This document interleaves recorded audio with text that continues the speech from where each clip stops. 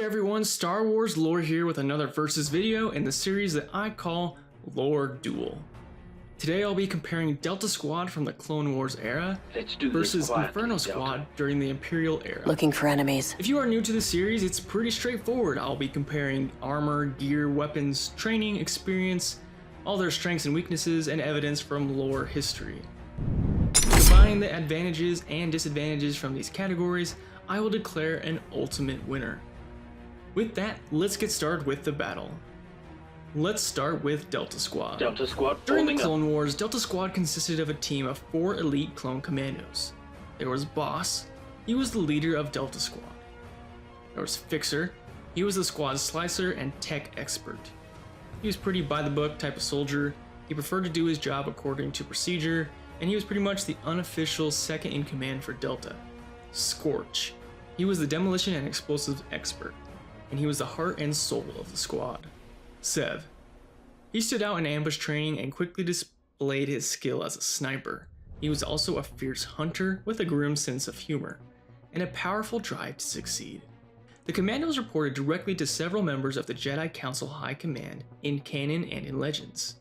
They first saw action at the Battle of Geonosis and would go on to fight in numerous battles in the Clone Wars up to the Battle of Kashyyyk against a variety of enemies. They were dangerous, aggressive, and lethal when encountered on the battlefield. Delta Squad commandos wore Katarn-class commando armor that was stronger and more durable than the standard armor worn by regular clone troopers. This was in part due to the special composition and chemical properties of its armor plates, along with the inclusion of deflector shields. The body of the armor boasted reinforced Duraplast plating for defense against blaster fire and other anti-infantry weapons. Its design included resistance to extreme heat and cold, and the suits themselves could be fully sealed, allowing a commando to survive in the vacuum of space for up to 20 minutes. Their helmets possessed advanced heads-up displays, along with sophisticated comlink systems that could broadcast long range. They typically carried a backpack that featured specialized ammo cartridges, and was reconfigured for many different kinds of missions, such as an extra oxygen tank for aquatic and spaceborne environments. They also had a large Bacta dispenser for augmented healing and an external communications array for long-distance comms. Delta Squad made use of the DC-17M interchangeable weapon system, and though each commando held a preference for certain attachments for the rifle, all were trained in the use of each of them. The DC-17M was capable of fulfilling multiple combat roles due to its ability to be reconfigured into either a standard blaster assault rifle, a compact sniper rifle, or an anti-armor grenade launcher. The DC-15S blaster pistol was their standard sidearm. They also sported a hidden retractable vibroblade melee weapon for close and quiet encounters. The 4 members of Delta Squad were born on the cloning facilities in Kamino. During their youth, they received training much like the rest of the developing clones in the Army of the Republic, but the majority of their training came from the Mandalorian clone commando training sergeants that were handpicked by Jango Fett himself. He believed that in order for his commandos to survive in combat, he must train them as harsh as possible. Their training was seen as brutal by many, and the practices made Delta Squad an aggressive but supremely efficient unit, making them into survivors. Beyond training, they proved their worth on the battlefield time and time again over their years of combat and service in the Clone Wars. Now that we have analyzed Delta Squad, let's take a look at Inferno Squad. Inferno Squad was commissioned after the Rebel Alliance scored its first major victory, stealing the plans of the Death Star on Scarif, and then destroying the Death Star during the Battle of Yavin. Inferno Squad consisted of Captain Iden Versio. She was an ace TIE Fighter pilot in the Imperial Starfighter Corps, who became commander of Inferno Squad. There was Agent Gideon Hask. He was awarded the Crimson Star for his combat achievements, and he was an excellent starfighter and exceptional soldier. Agent Marana was a master cryptologist and a superior shot who could take out any foe at over 5 kilometers. And finally, Agent Del Mico. He started as a stormtrooper, then as a shore trooper, then as a TIE Fighter pilot, and finally a chief engineer aboard a Star Destroyer. Inferno Squad existed to protect the Empire from catastrophes, to protect and bury its secrets, and eliminate threats to the safety of the Empire. They were masters of infiltration, extraction, and combat in any environment. Inferno Squad was revered by those in the Empire who knew their name and feared by its enemies. The unit typically wore reinforced black Imperial armor, similar to that of the standard TIE pilot. Their armor and gear was customized to fit the scenario at hand, with each member of the squad sporting different gear.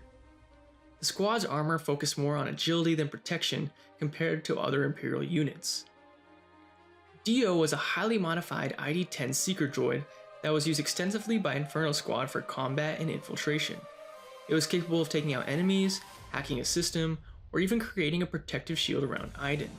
The squad was equipped with a variety of weapons as they were trained in sniping, explosives, and close-range combat. Their weapons included a TL-50 heavy repeater, an E-11, a DLT-19X, and a variety of explosives including thermal detonators and imploders. Each member of Inferno Squad was the top of their class in their respective Imperial academies. They each received Imperial training for their specialty. Most were outstanding pilots as TIE fighters and even running their ship, the Corvus.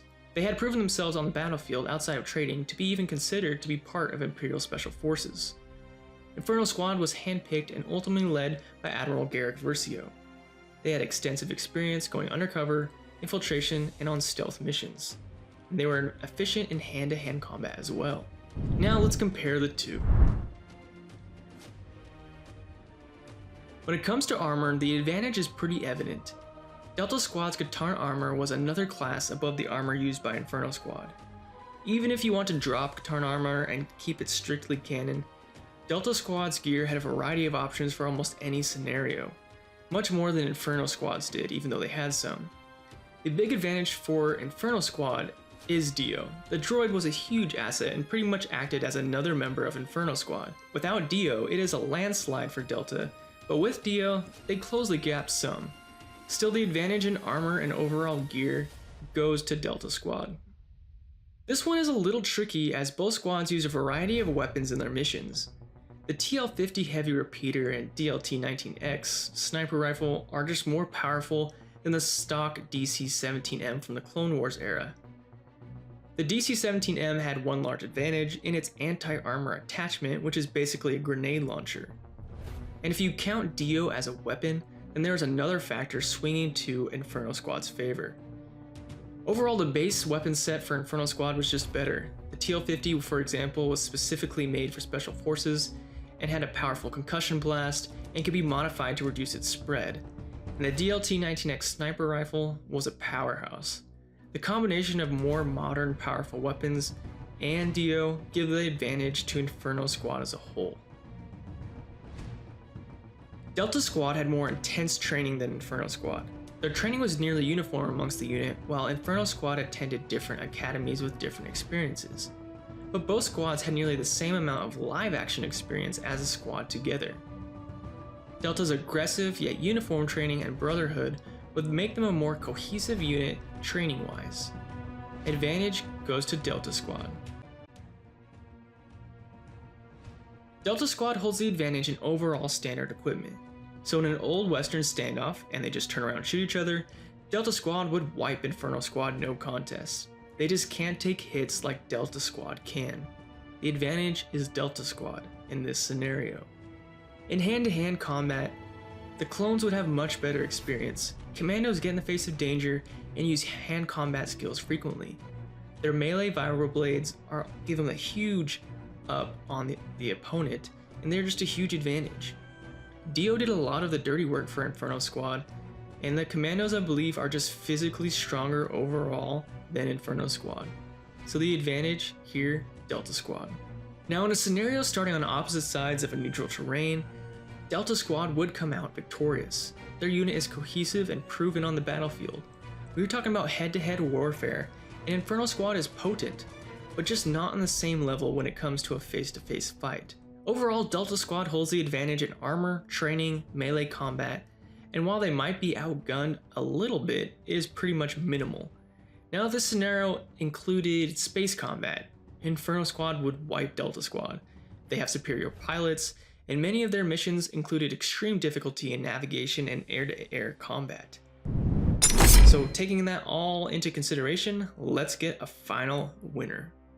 The final verdict for Delta Squad versus Inferno Squad, the winner is Delta Squad. Core one for our side. Affirmative. What are your thoughts? Do you agree or disagree? Hit me up on Twitter, Discord, or on my Patreon page to get your versus scenario featured next on the channel. As always, thanks for watching, and you know how this all works. If you liked what you saw, hit that subscribe button and like button for more Star Wars action. I'll see you out there on the next episode of Star Wars Lore.